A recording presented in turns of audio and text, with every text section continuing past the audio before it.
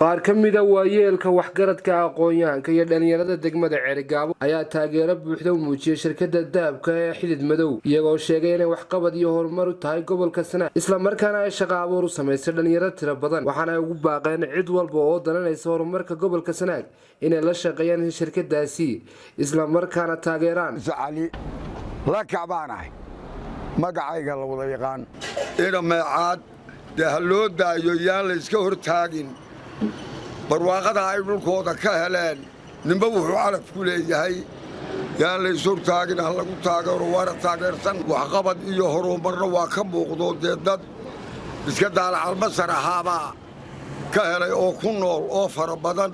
oo aan kala sheegad iyo qabaalada dhulkaa lahayn qabaalad lahayn oo ummadoo dhamma ku nooshahay cuqaal ahaan waxaanu leenahay ha la taageero ha lala shaqeeyo qalaaqal kale yaan la gelin maantii waxaan u mahadnaqayaa cabdikariin meecaad oo ah nin dhalinyaro ah oo aqoon leh oo raggii daha ka qaaday nimcadan ilaahay soo dhex mariyey inay daha ka qaadaan qalab buu keenay maalgelin badan buu ku sameeyey anigu waxaan talaahaan ku soo jeedin lahaa qofka muwaadinka wax wanaagsan qabtaa in la taageero la dhiirigeliyo waxaan leeyahay waa muwaadin daha ka qaaday nimco ilaahay na siiyey marka waa in la taageero horta shirkadahan dahabku waa kuwo sharciga waafaqsan liisamiskoodii iyo shuruudahoodiina buuxiyey waana kuwo manfac iyo mataqaanaa magacba u soo jeedi karaa gobolka iyo deegaanka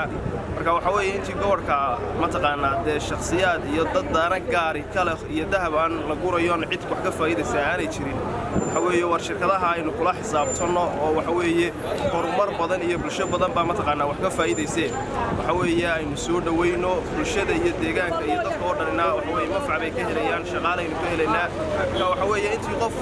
shakhsi gaara inta la ilaalin lahaa waxa weeye war bulshadoo dhan darteeda ha la ilaaliya ugu horrayn halkan waxaan aad iyo aad ugu mahadcelinayaa mudane xildhibaan meecaad shirkadda dahabka ee uu keenay waa wax waxtar u leh dadkana faa'iido u leh run ahaantiina loo baahan yahay in laga shaqaysto oo lagu tabco ciddii kale ee gobolka waxgashanaysana waannu soo dhowaynaynaa laakiin waxaannu qiraynaa in shirkadda meecaad combany ay wax badan oo loo baahnaa oo horumar ah ku soo kordhin doonto gobolka dadkana waxaannu kula talinaynaa inay ka shaqaystaan oo la shaqaystaan oo ay wax soo saaraan ciddii kale wax soo kordhinaya gobolkana waxaannu leenahay welcome shirkado badan oo laga hirgeliyey halkan oo dad badan oo maalqabeenna ahi ay wax gashadeen sida shirkadda asli maydi oo kale ay wax u gashatay ayaa la rabaa dadkeennuna inay wax u gashadaan meecaad combany waan soo dhowaynayaa ilaahayna axwaasha ha u fududeeya baanu leenahay dadkuna dee ha la shaqaystaanoo reer sanaagow aynu iska dhaafno qubqubka iyo kala qaybsanaanta oo bal aynu shaqaysanno baan leeyahay waxaan aad iyo aad iyo aad ugu hambalyaynayaa sidaa dhallinyarada firfircoon ee saxaafadda ee ra'yiga dadweynaha ururinaya iyo waxqabadka gobolka master british iyo warsame kaafi dhammaan aad baad u mahadsantihiin waxaanu doonaynaa inaad sidaa wariyayaasha kalena waxaanu leenahay la dareen noqda sidaynamadaa oo kale oo shacabka dareenkooda iyo axwaashooda waraysta gobolku maadaama khayraad badan leeyahay cid kasta oo ka faa'iidaysanaysa cid kasta oo khayraadka gobolka wax ku soo kordhinaysa waxaan aad iyo aad u ammaanayaa shirkadaha dahabka weliba shirkadda dahabka ee Buurshiida oo runtii xildhibaan gobolka ka soo jeeda oo ah nin aqoon-yahana uu keenay taas waxay ina tusinaysaa in fafaalada qof kasta oo horumarka gobolka diyaar u ah inuu ka faa'iidaysan karo khayraadka gobolka uu ka ballaaran yahay intaas waxaan dhiirigelinaynaa cid kasta oo khayraadka gobolka wax ka qabanaysa taageeraysa si gobolkeenu u noqdo gobol horumarka la jaan qaado gobolada Soomaaliland runtii aad iyo aad baan u soo dhaweynayaa cid kastana waxaan leenahay ha laga qayb qaato horumarka gobolka shirkadda cabdikariin meecaad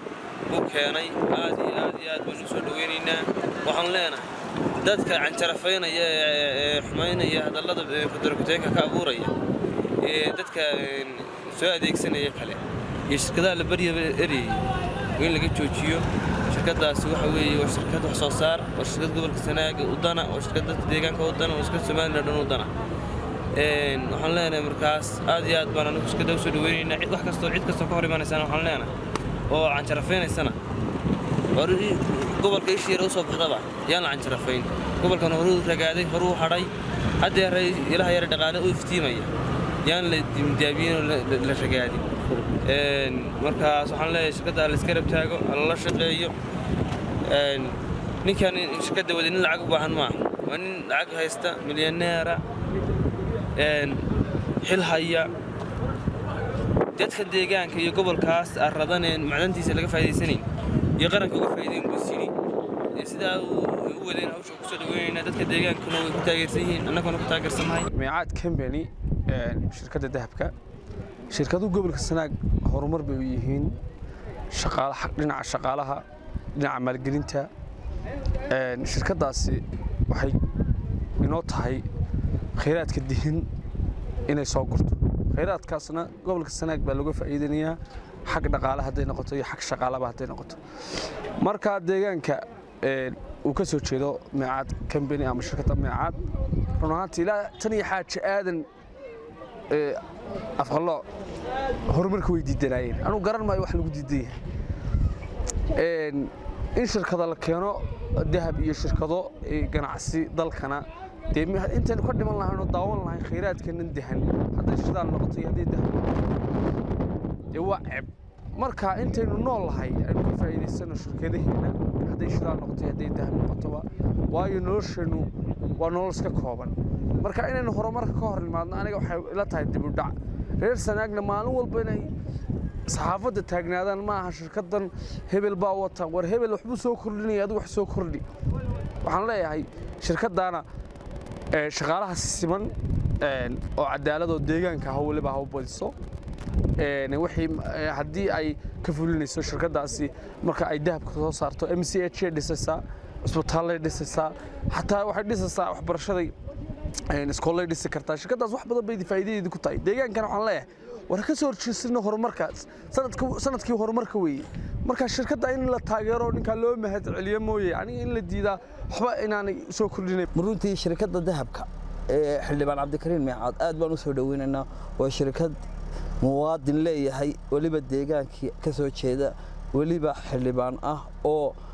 boqol iyo dheeraad dhalinyaro horumariyay shaqo abuur u sameeyay